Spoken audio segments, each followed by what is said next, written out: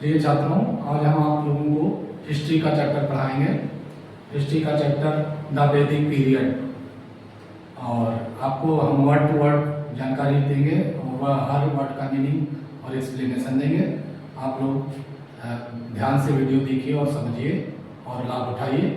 इसके साथ ही ज़्यादा आप लोग लाइक, शेयर और सब्सक्राइब करिए, जिससे आप लोगों को प्रत्येक वीडियो समय पर मिलती रहे।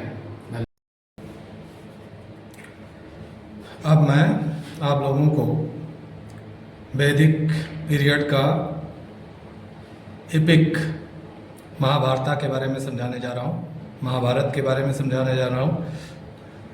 और इससे पहले के वीडियो में उपलब्ध है, ये उसका सेकंड पार्ट है, आप लोग उसे प्राप्त कर सकते हैं और महाभारत के बारे में आप समझें। तो Mahabharata believe to be the work of sage Vyasa. तो महाभारत जो है ऐसा माना जाता है कि ये महात्मा व्यास के द्वारा लिखा गया, ये उन्हीं का वर्क था। Mahabharata is written in Sanskrit language. Mahabharata Sanskrit भाषा में लिखी गई है। Originally it was called Jaya. वास्तव में जो इसका ओरिजिनल रूप नाम है वो है जया और the collection dealing with victory, या कलेक्शन जो विक्ट्री को डील करता है। इससे पहले के बारे में हम इम्पोर्टेंट चीज़ें हम महाभारत के बारे में पढ़ा दें। तो महाभारत द किंग, महाभारत में क्या क्या बताया गया उसके बारे में आप जान लें। तो the king of Hastinapur Dhritarashtra had 100 sons known as Kauravas. तो जो हस्तिनापुर के राजा थे उनका नाम था धृतराष्ट्र। उनके 100 पुत्र थे जिन्हें कौरव कहा जाता था। धृतराष्ट्राज ब्रदर पांडु, धृतराष्ट्र के छोटे भाई पांडु थे, हु हैड डाइड अर्लियर, जो पहले ही गुजर चुके थे, एक्सपायर हो चुके थे। हैड 5 sons, उनके 5 लड़के थे, नोन एज पांडवाज, जिन्हें पांडव कहा जाता था। इन कोर्स ऑफ टाइम, समय बीतने के साथ साथ, धृतराष्ट्र नेम्ड द एल्डेस्ट पांडवा, धृतराष्ट्र ने named the eldest Pandava Yudhishthir his successor. तो समय बीतने के साथ साथ धृतराष्ट्र ने सबसे बड़े पांडव यानी सबसे बड़े पांडु के पुत्र युधिष्ठिर को अपना सक्सेसर घोषित किया। दिस एंगर्ड दुर्योधना, इससे दुर्योधन जो उनका खुद का सबसे बड़ा पुत्र था, the eldest of the Kauravas, जो कौरवों में सबसे बड़ा था, वो नाराज हो गया। इससे वो बहुत गुस्से में आ गया। It became the cause of enmity and jealousy between cousins, यही कारण बना दो चचेरे भाइयों के बीच ईर्ष्या का कारण बना, और ईर्ष्या और दुश्मनी का कारण बना। Once during a game of dice, एक बार जब गेम चल रहा था डाइस का, यानी शतरंज चल रहा था, Yudhishthira the eldest Pandava last his kingdom. तो जो सबसे बड़े पुत्र थे पांडव के, युधिष्ठिर, वो अपना किंगडम खो बैठे, as well as Draupadi to Duryodhana, और यहाँ तक कि अपनी पत्नी द्रौपदी को भी खो बैठे। दुर्योधन से जिस समय चल रहा था चेस का खेल, डाइस का खेल चल रहा था। इन accordance with the terms of agreement, जैसा कि एग्रीमेंट हुआ था, टर्म था, वो डाइस के रूल, खेल का जो रूल था जिसमें कुछ कंडीशंस रखी गई थी, तो उन कंडीशंस के आधार पर वो द्रौपदी और अपना राज्य दोनों हार गए। In accordance with the terms of agreement the Pandavas had to go into exile. तो उन लोग पांडवों को उसी जो शर्तें थी उसी के आधार पर पांडवों को बन जाना पड़ा।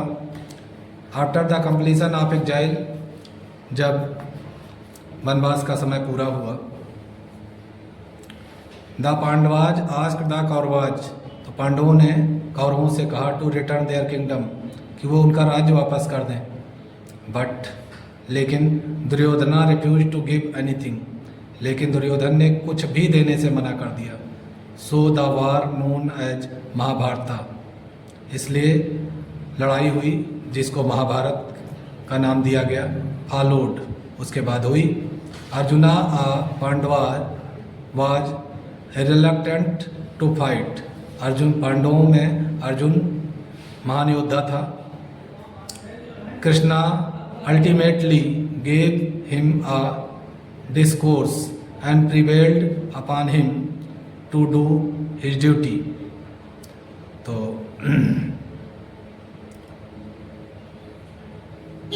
अर्जुन जो पांडवों में था वो लड़ाई नहीं करना चाहता था, रिलक्टेंट हो गया, वो लड़ाई नहीं करना चाहता था।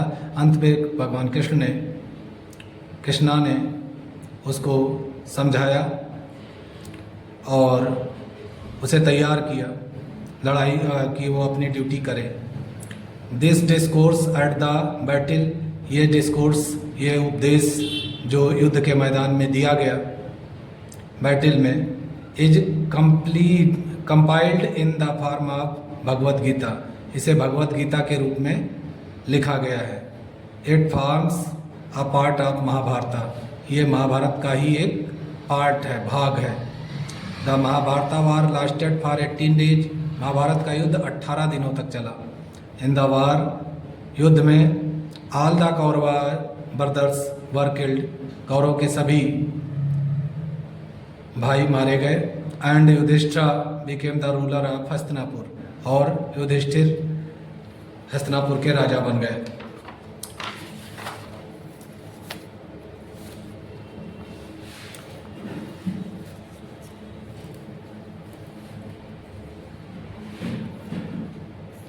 Collection,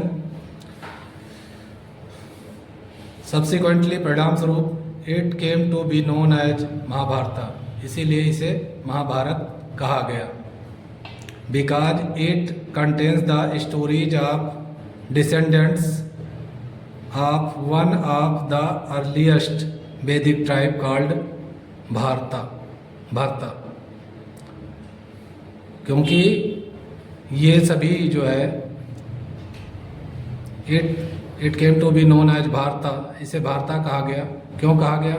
because it contains the stories of descendants, क्योंकि ये उन्हीं सभी की स्टोरी थी जो भारत वंश के, प्रतापी हर्ष, जो प्रतापी राजा भरत के वंशज थे। Of one of the earliest Vedic tribes, जो वैदिक ट्राइब का सबसे प्राचीन वंश था Bharat, called Bharata, tribes called Bharata. The final compilation came to be known as, जो फाइनल कंपाइलेशन बना, पूरा जो रिटन मैटर बना, उसे महाभारता कहा गया। क्योंकि ये भारत प्रतापी राजा भारत के पुत्रों की कहानी थी, इसीलिए इसका नाम महाभारत पड़ा।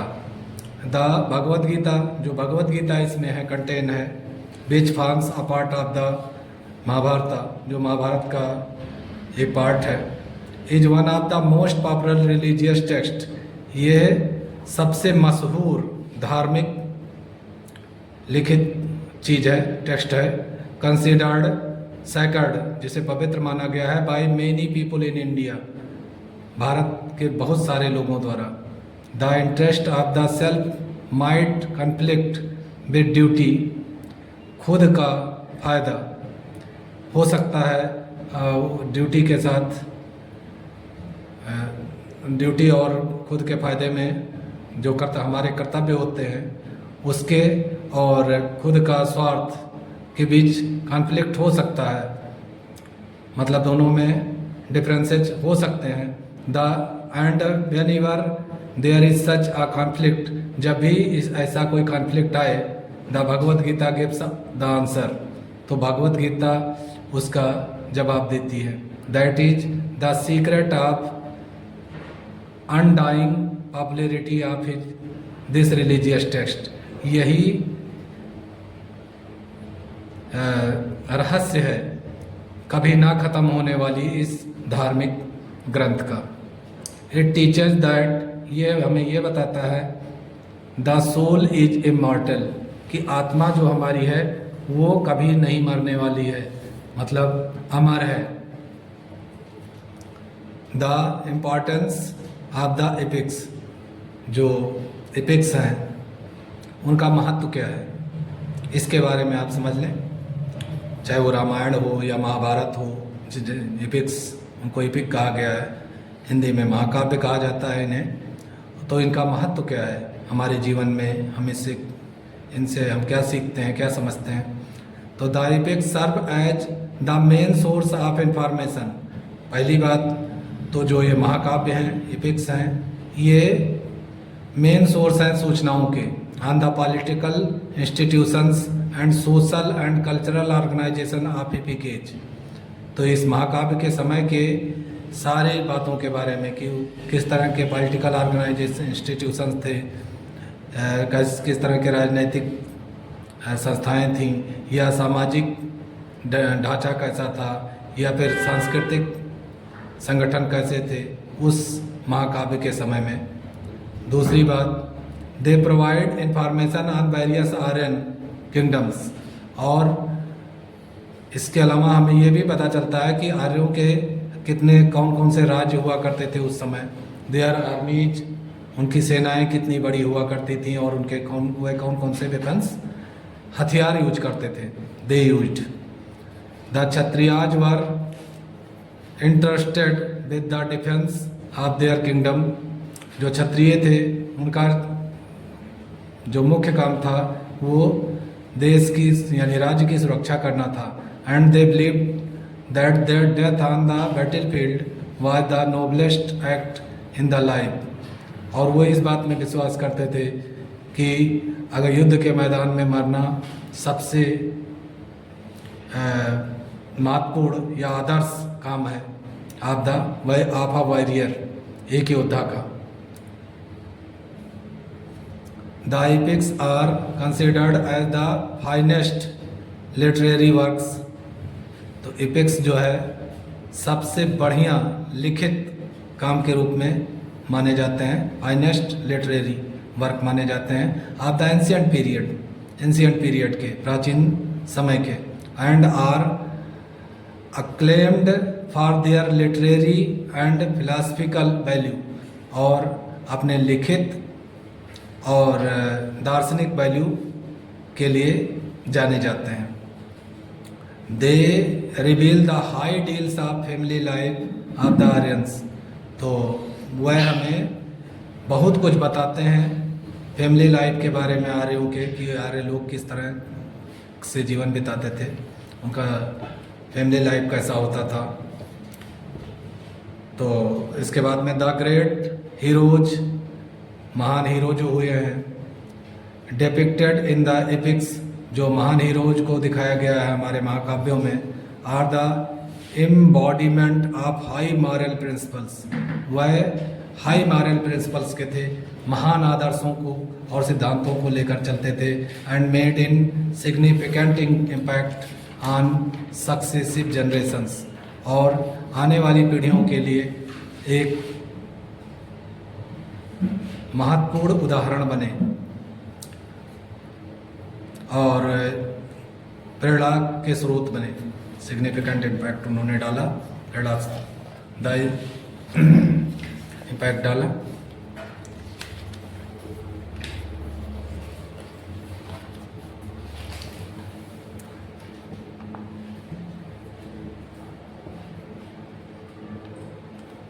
The Bhagavad Gita elaborate the karma philosophy, जो भगवद गीता है वो कर्म को बहुत महत्व देती है।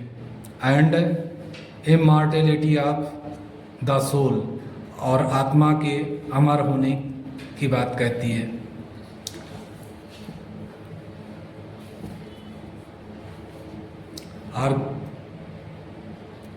आर्कियोलॉजिकल सोर्सेज मतलब भूगर्भ से में जो चीज़ें पड़ी हुई या खुदाई से जो चीज़ें प्राप्त हुई, वह कौन कौन से स्रोत हैं उस समय के बारे में जो हमें प्राप्त हुए। The available archaeological sources of the period, उस पीरियड के जो अवेलेबल आर्कियोलॉजिकल सोर्सेज हैं इंक्लूड, उसमें शामिल है आयरन इम्प्लीमेंट्स मतलब लोहे के बने हुए औजार, and tools, and remains of pottery, और बर्तनों के रिमेन्स। आयरन आर्टिफैक्ट्स क्या बताते हैं हमें, तो आयरन आर्टिफैक्ट्स में the discovery of iron marks an important stage in the march of civilization in the world. जैसा कि लोहे की खोज एक महत्वपूर्ण भाग है संसार के सभ्यताओं के विकास में। इन इंडिया, भारत में, the iron age began in 1000 BC, जो लौह युग शुरू हुआ वो 1000 ईस्वी पूर्व शुरू हुआ। इट इज बिलीव्ड, ऐसा माना जाता है, दैट द ऋग वैदिक people new of a metal called Ayaz, कि जो वैदिक, it is believed that Rig वैदिक पीपुल, कि ऐसा माना जाता है कि ऋग वैदिक पीपुल जानते थे एक मेटल के बारे में जिसे अयास कहा जाता था, विच वाज आइदर कापर, जो कापर था, और ब्रोंज, या ब्रोंज था। इन द लेटर, बाद में Vedic literature, in the later Vedic literature, जो लेटर वैदिक लिटरेचर है, how your ayas was qualified with shyama और कृष्णा, तो उसको आगे क्वालिफाइड करके श्यामा या कृष्णा कहा जाने लगा, जिसका मीनिंग था black to denote iron, black जिसका मीनिंग था, और जिससे पता चलता है कि वो काला, वो जो धातु थी, मेटल था, वो काला था, और वो आयरन रहा होगा, आयरन।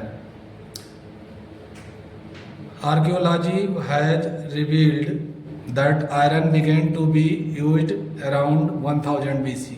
आर्कियोलॉजी ने भी इस बात को रिवील किया है कि आयरन का इस्तेमाल जो है, आयरन की खोज जो है 1000 BC पूर्व ही हो गया था।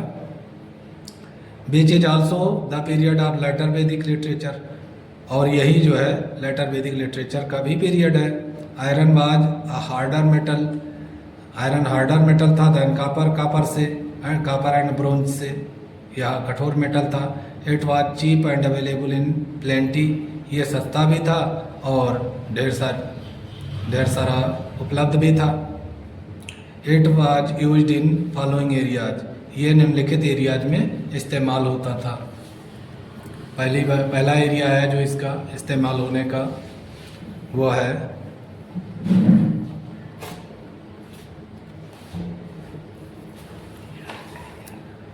एग्रीकल्चर।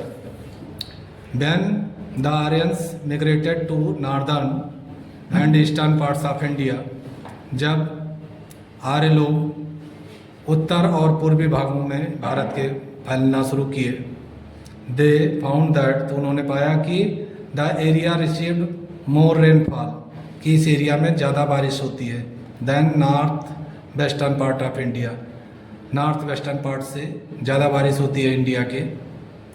इंडिया का जो नॉर्थ वेस्टर्न पार्ट था वहाँ पर कम बारिश होती थी, और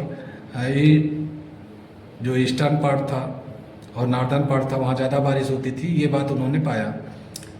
कॉन्सिक्वेंटली, परिणाम स्वरूप, this region was covered with thick rain forests,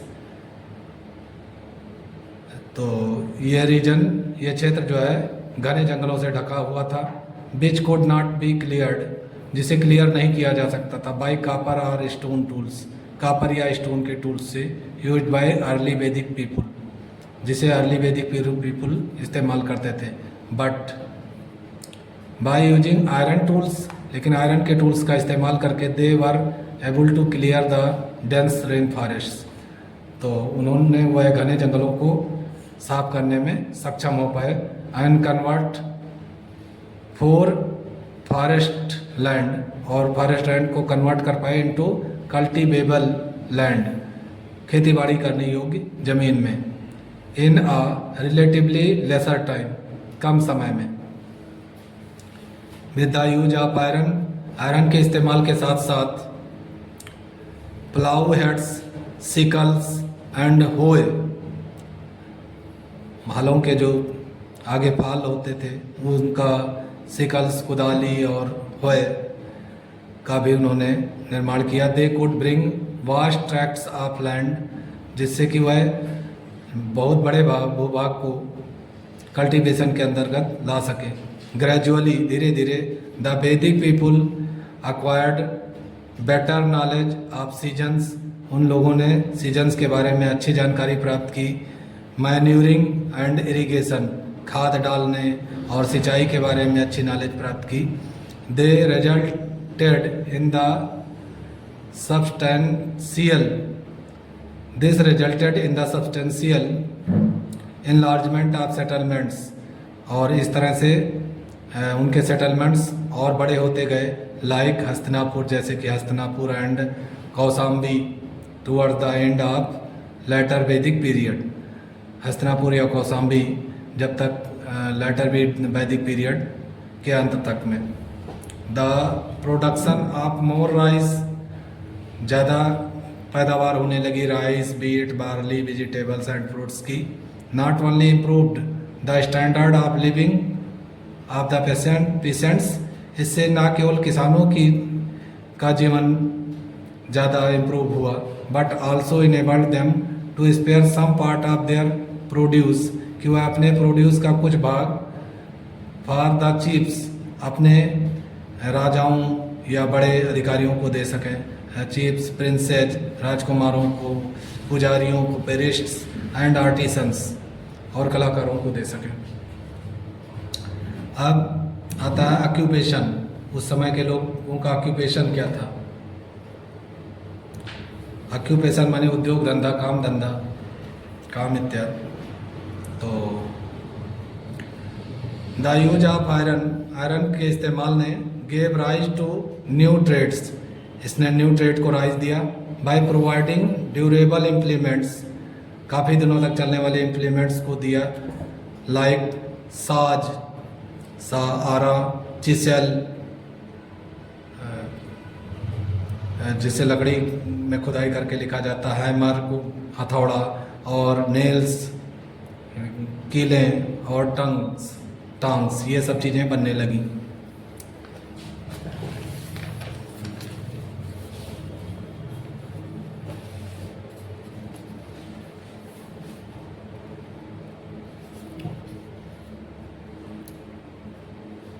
तो सबसे पहले अब हम आपको ओरिजिन ऑफ द आयरन्स के बारे में पढ़ाते हैं, ये इम्पॉर्टेंट है, जिससे कि और इसके बाद में ये पढ़ाते हैं ओरिजिन्स ऑफ द आयरन्स।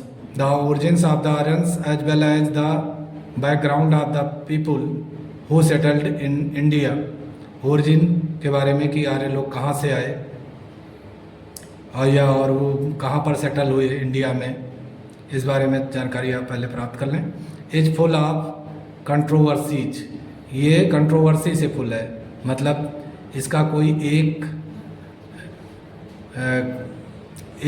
मत नहीं है इस बारे में लोग। सम हिस्टोरियंस बिलीव, कुछ इतिहासकार मानते हैं that Aryans were the native of India, कुछ इतिहासकार तो मानते हैं कि आर्य लोग जो है भारत के ही रहने वाले थे।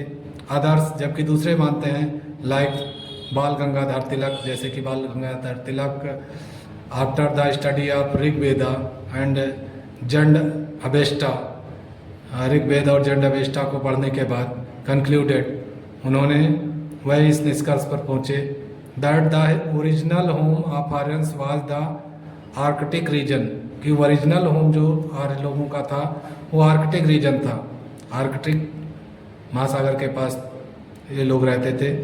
AC Das, a historian tried to prove that, एक इतिहासकार ने प्रूव करने की कोशिश की, that the origin home of the Aryans was India, कि जो ओरिजिन होम था आर्यन का वो इंडिया ही था। अकॉर्डिंग टू हिम, उनके आधार पर, दे लिव्ड इन सप्ता सिंधु, कि वह सप्त सिंधु में रहते थे। सप्त सिंधु जो कि पंजाब में 7 नदियाँ थीं, तो उसे सप्त सिंधु कहा गया होगा। And migrated to other parts of India, और पंजाब से भारत के दूसरे भागों में गए। स्वामी दयानंद सरस्वती ने विश्वास करते थे, believe that Tibet was the home of Aryans, कि तिब्बत जो है वो आर्यों का घर था, जो जहाँ से उनका ओरिजिन स्थल तिब्बत था। Professor Max Muller the German scholar, Germany के एक विद्वान हैं, उनका विश्वास है, believe that the Aryans came to India from Central Asia, कि आर्य लोग सेंट्रल एशिया से इंडिया में आए। He gave 2 reasons in support of this theory, उन्होंने इस थ्योरी के सपोर्ट में 2 कारण बताए। The first, way of migration from the steppes, पहली बात तो उन्होंने कहा कि स्टेप बाई स्टेप मिग्रेशन हुआ। Central Asia had started around 1500 BC, जो कि वहाँ से मिग्रेशन स्टार्ट हुआ सेंट्रल इंडिया में 1500 BC के बीच ही के अराउंड ही हुआ। The Aryans bore strong resemblance to bands of warlike people of Central Asia, Arya लोग जो है स्ट्रांग रिजेम्बलेंस उनका है, जैसा कि सेंट्रल एशिया के लोग युद्ध को पसंद करते थे, उसी तरह के लोग भी थे। तो the Central Asian theory holds the origin of रोमनाज, तो सेंट्रल एरिया की थ्योरी जो है, सेंट्रल एशिया की जो थ्योरी है, उसमें रोम के लोगों की भी ओरिजिन वहीं से मानी जाती है। Celts, Indians, Greeks and Persians from the same stock, कि ये सभी वहीं से एक ही जगह से बाहर अलग अलग जगहों पर गए। Many historians agree with the Central Asian theory, और बहुत सारे इतिहासकार इस थ्योरी पर विश्वास करते हैं मैक्स मिलर के। Their reasons for accepting the theory are, और उनका जो कारण है इस थ्योरी को एक्सेप्ट करने का वो नीचे दिया जा रहा है। कौन कौन सी थ्योरी है जिसके आधार पर हम मानते हैं कि मैक्स म्यूलर की जो थ्योरी है कि वो आर्यन सेंट्रल एशिया से आए, उसमें क्या क्या सबूत हैं। The ancient times, in ancient times, प्राचीन समय में, the land in Asia minor, ancient times में जो एशिया माइनर के जो ज़मीन था वाज फर्टाइल, वो उपजाऊ था। Which made it suitable for agriculture, जो एग्रीकल्चर के लिए उसे सुटेबल माना जाता था। एंड डोमेस्टिकेशन ऑफ एनिमल्स, और पशुपालन के लिए भी उपयुक्त माना जाता था। दूसरी बात, द स्टोन इंस्क्रिप्शंस, जो स्टोन के इंस्क्रिप्शंस डिस्कवर हुए हैं इन एशिया माइनर में, prove that the Aryan gods like Indra, कि आर्यों के जो गॉड थे जैसे इंद्र है, Varuna were worshipped in ancient times, कि इनकी पूजा प्राचीन समय में होती थी। तीसरी जो बात है वो है the flora and fauna and objects refer to in Rigveda, कि जो पेड़ पौधे और वनस्पतियों के बारे में और जानवरों के बारे में ऋग्वेद में बताया गया है, were found in Asia minor, वह सभी एशिया माइनर में पाए जाते हैं। चौथी बात जो है वो Asia minor is equal distant from Europe and India, Asia minor बराबर दूरी पर था यूरोप और एशिया से। पांचवी जो बात है, biologist noticed the genetic traits, biology के जानकारों ने जेनेटिक ट्रेड को भी नोटिस किया, डीएनए भी का भी परीक्षण किया। आप steppe people of Central Asia, जो स्टेपी पीपुल हैं सेंट्रल एशिया के, उनसे and found similar traits in 35% of people, और सिमिलर ट्रेड पाया 35% लोगों में। इन नॉर्दर्न इंडिया, जो नॉर्दर्न इंडिया में रहते हैं उन सब में। दस दे कंक्लूडेड, इस तरह से उन्होंने निष्कर्ष निकाला, that the Indo Aryans migrated from Central Asia, कि इंडो आर्यंस के जो भारत में आर्य लोग आए वो सेंट्रल एशिया से आए थे इंडिया को। However the issue of origin of the Aryans is still being disputed, हालांकि अभी भी इस पर डिस्प्यूट है, बहस के लिए गुंजाइश है।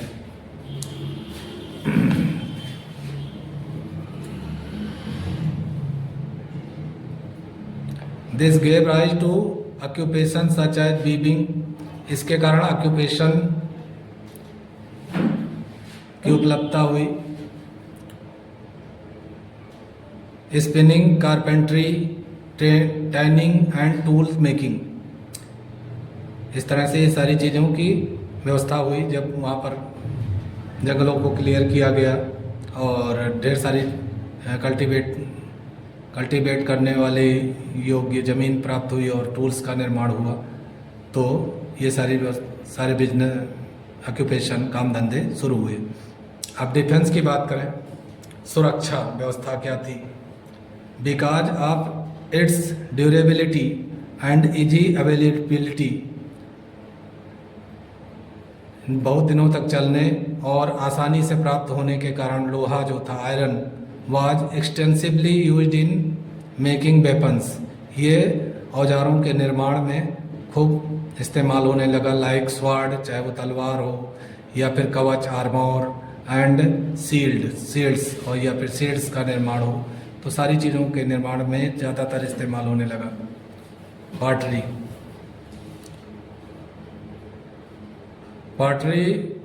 Forms an important source of information, pottery जो है इंफॉर्मेशन का इम्पॉर्टेंट सोर्स फॉर्म करता है। The grey ware and painted grey ware और painted grey ware pottery discovered at different sites in Punjab, तो ग्रीन कलर की और या फिर इस तरह की पॉटरी जो है पंजाब और हरियाणा में डिस्कवर की गई है। Is believe to belong to the Rigvedic Aryans, और ऐसा माना जाता है कि ये ऋग्वेदिक आर्यंस की पॉटरी है।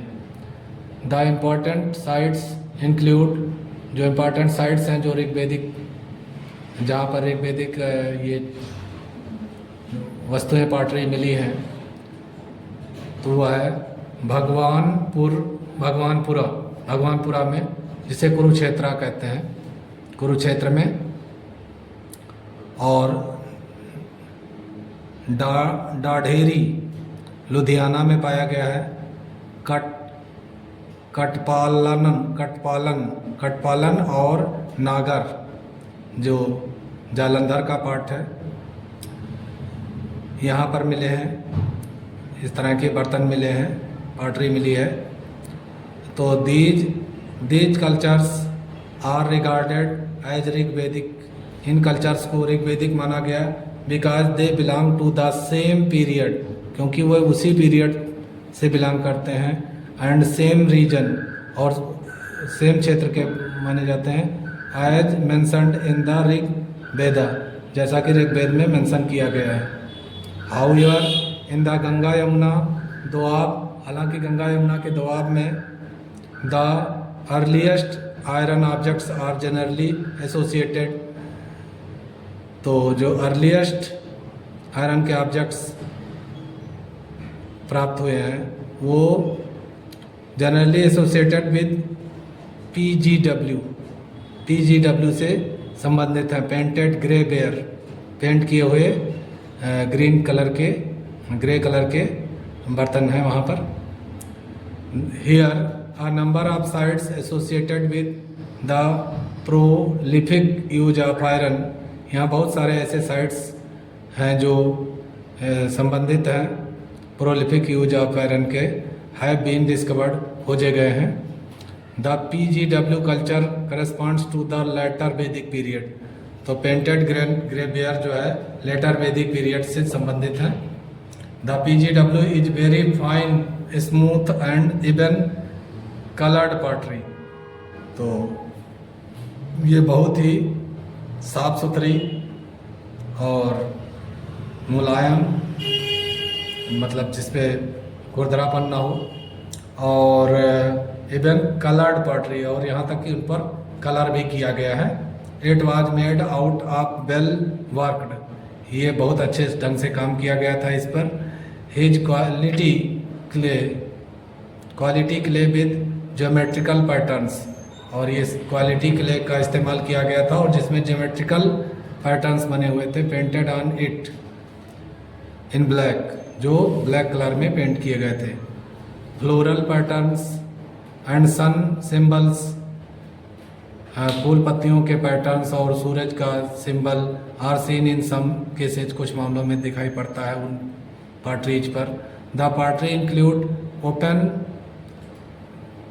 माउथ बाउल्स, जो पॉटरी मिली है वो खुले हुए मुंह की के कटोरे हैं, एंड डिशेज, और डिशेज हैं।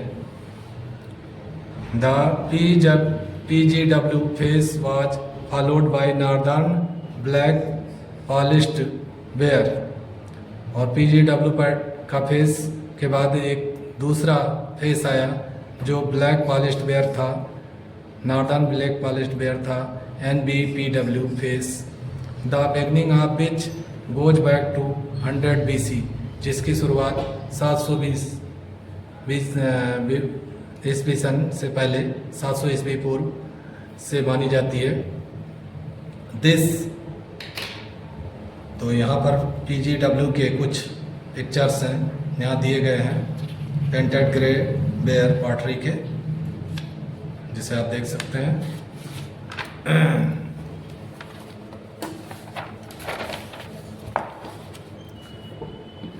Pottery was glossy and shiny, ये पॉटरी जो है चमकदार और अच्छा लगने वाली थी। इट इज बिलीव्ड, ऐसा विश्वास किया जाता है that the use of this pottery, कि इस पॉटरी का जो इस्तेमाल है, was made by the people, ये लोगों के द्वारा बनाया गया था। Who dominated the economic and social life of the people of the period, जो जिनका डोमिनेशन था आर्थिक और सामाजिक लाइफ पर, मतलब ऐसे लोगों के लिए बनाए गए जैसे राजाओं या फिर बड़े अमीरों के लिए बनाए गए थे। अब the early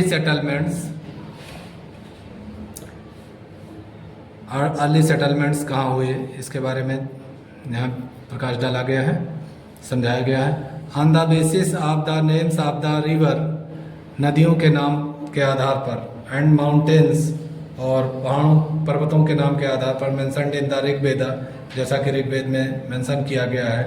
it is believed, ऐसा माना जाता है, that the Aryans entered India, कि आर्य लोग भारत में आए, फ्रॉम अफगानिस्तान से, and settled in the valley of the Kabul, और काबुल रिवर की वैली में सेटल हो गए, और एंड द पंजाब, और पंजाब में आकर के सेटल हो गए। They called this north western part of India, वह ना भारत के इस उत्तरी पूर्वी भाग को कहते थे सप्त सिंधु के नाम से सप्त सिंधु नाम रखा। और द लैंड ऑफ 7 रिवर्स, या जिसका मतलब होता है 7 नदियों की भूमि, नेमली सिंधु, जिसका नाम था सिंधु यानी इंडस रिवर, रावी, बीज, सतलुज, झेलम, चेनाब एंड सरस्वती, ये 7 नदियों के नाम हैं जो पंजाब में थी। सिंधु, रावी, बीज, सतलुज, झेलम, चेनाब और सरस्वती, ये 7 नदियों से घिरा हुआ क्षेत्र था पंजाब, और इसी में आकर के वो लोग बस गए थे, ऐसा माना जाता है। This region covers the present areas of eastern Afghanistan. ये क्षेत्र जो है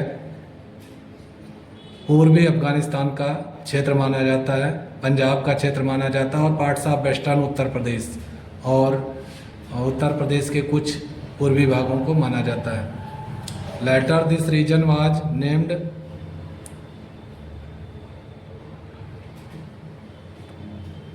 ब्रह्मवर्ता। Brahmavarta later this region was named Brahmavarta. बाद में इसका नाम ब्रह्मवर्त पड़ गया। Or the land of gods, या कह सकते हैं देवताओं की जमीन।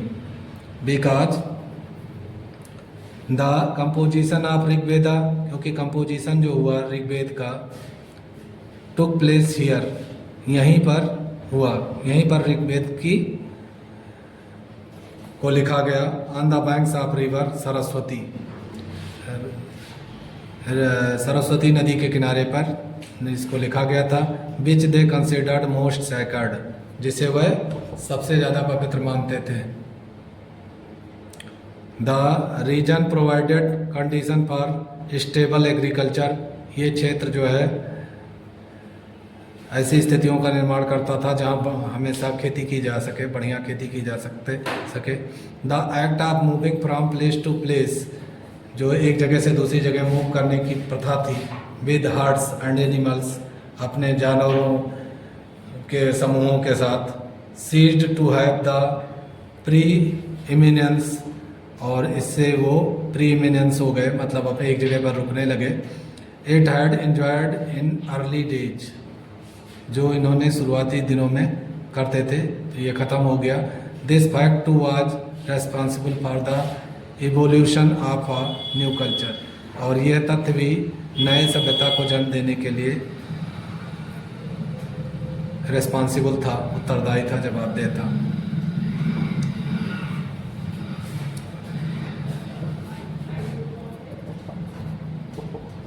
Society, social organisation. In the Vedic times, the early Vedic period, Vedic times में जो अर्ली वैदिक पीरियड है, the Aryan lived in villages, Arya लोग जो थे वो गाँव में रहते थे। The family was the fundamental unit of the society, और परिवार जो है फंडामेंटल यूनिट थी सोसाइटी का। इट वाज पैट्रियार्चल, ये पितृसत्तात्मक था। विच मीन्स, जिसका मतलब था that the oldest male member of the family was its head, कि जो सबसे बूढ़ा आदमी होता था परिवार का, वो परिवार का हेड हुआ करता था। ही वाज कॉल्ड गृहपति और कुलपति, उसे गृहपति या कुलपति कहा जाता था। आफ्टर द डेथ ऑफ गृहपति, जब गृहपति मर जाता था, एक्सपायर हो जाता था, the responsibility shifted to his son, eldest son, तो ये उत्तरदायित्व तो उसके सबसे बड़े बेटे को दे दी जाती थी। Marriages took place after the boy and the girl attend maturity, और शादी तभी होती थी जब लड़का या लड़की मैच्योर हो जाते थे, बड़े हो जाते थे। Monogamy was the usual norm of marriage, through at times the chiefs practised polygamy, तो मोनोगेमी वाज यूजुअल नॉर्म था, सामान्य लोग मोनोगेमी ही करते थे, जबकि जो अमीर लोग थे, चीफ्स लोग थे, राजा या बड़े लोग, वो पोलोगेमी भी करते थे। मोनोगेमी मतलब एक शादी की प्रथा, साधारण जनता में एक शादी की प्रथा थी, जबकि राजा और बड़े लोग कई शादियां करते थे। तो अब इस वीडियो में यहीं तक, बाकी का पार्ट आपको थर्ड वीडियो में प्राप्त होगा। धन्यवाद।